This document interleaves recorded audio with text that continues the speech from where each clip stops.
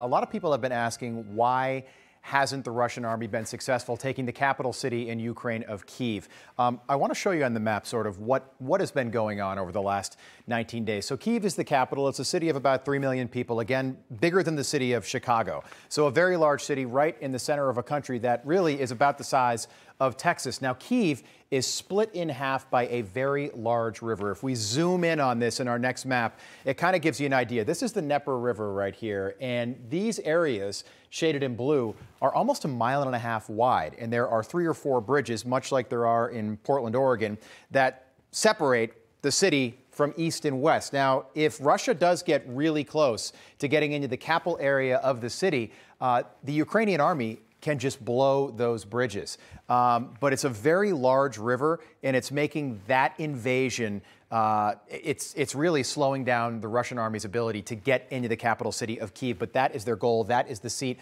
of democracy in Ukraine. And Ukrainian President Zelensky said yesterday, as he was visiting wounded Ukrainian troops, that anyone who wants to get out of Kyiv needs to go west toward Poland, almost 500 miles away. That'd be like driving from New York City all the way to Charlotte, North Carolina. All right, I want to welcome in retired Air Force Brigadier General and co-founder of Restore Liberty, General Blaine Holt, back with us. General Holt, great to have you on the show again. Just yesterday, we heard that the Russians are now asking the Chinese for help. They need aid, particularly with military equipment. What does that tell you, and what do you expect, or how do you expect the Chinese to respond to that request? Well, this is a very interesting development, but I think there's a little bit of theater going on here.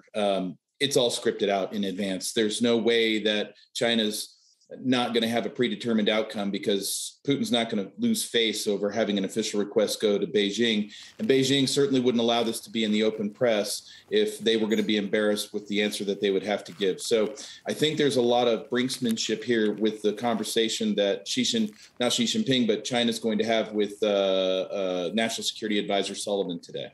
Okay, so in 2013, and the Wall Street Journal wrote about this over the weekend, in 2013, there was actually, you could say that Ukraine and China are actually allies. In 2013, the previous president in Ukraine, Yanukovych, who was overthrown ultimately, but he signed a treaty with President Xi in China that if Ukraine were ever invaded, and if particularly nuclear weapons were a part of this treaty, China would come to the defense of Ukraine. Now, the world was a lot different back in 2013, but what happened to that treaty and that relationship?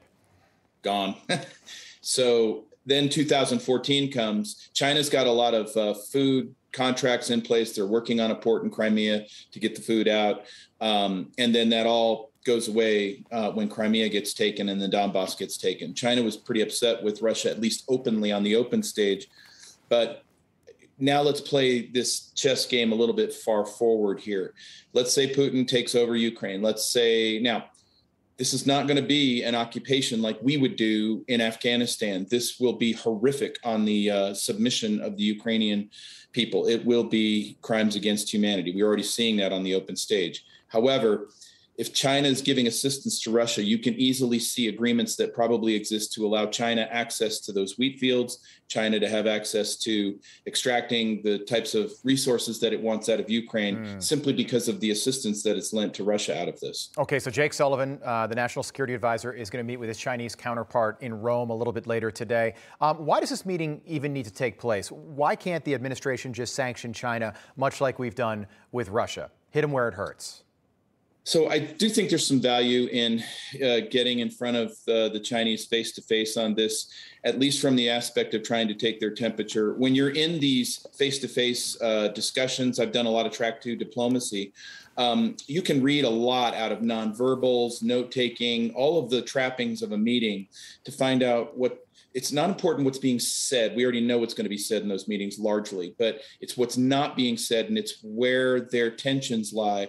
That can be very valuable. I think where I'm a little nervous, and I would caution our leadership on what they say, is when you say stuff like full-scale response, or, in the past we've heard sanctions that nobody's ever seen before. Well, those are big, big statements to say. A full-scale response is not the description of that's not very good. So, right. Stepping your foot into Poland comes with a full-scale response.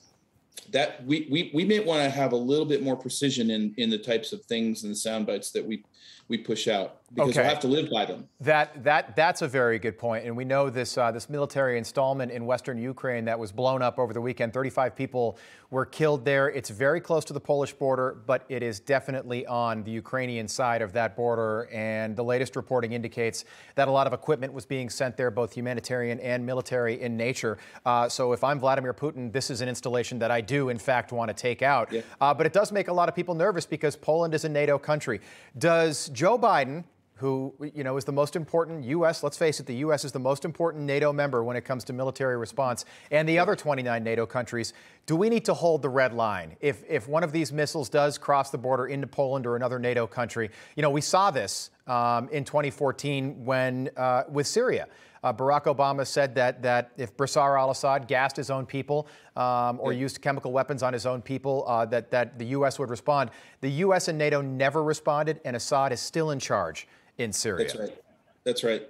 That's why I think precision communications is so important. You can go back to the days of James Baker, George Shultz, where, you know, you translate a threat like, you know, the United States will view this in the gravest of terms. And then we'd all go, well, that's very flowery language. What does it really mean? Well, in those other capitals, they know exactly what that means. We don't have to say there's a red line in place unless we mean to say there's a red line in place, because you've got to live by that, or you're going to get more of what you don't want. And so there is a variety of optionality in front of us strategy-wise about what we can do here.